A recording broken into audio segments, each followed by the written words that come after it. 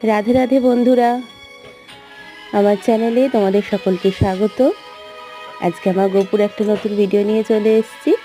আমার গপুর স্নানের ভিডিও। এই দুপুরবেলা যখন আমার গপু স্নান করে, এই একই সাথে গপু কানে শিব ঠাকুর আর নন্দীকে নিয়ে আমি স্নান করাই।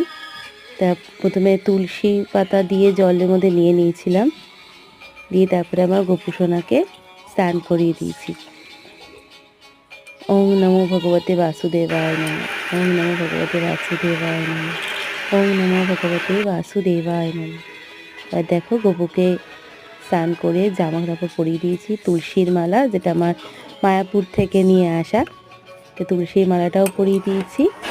আর যেহেতু এটা বৃহস্পতিবার ছিল, তো একটা দেখো ওকে একটা রজনীগন্ধার মালাও পরিয়ে দিয়েছি। আর ওর বাঁশিটা দিয়ে দিলাম। দেখো ওকে কেমন লাগছে তোমরা সবাই জানিও কমেন্ট করে আমার গপুকে কেমন লাগছে।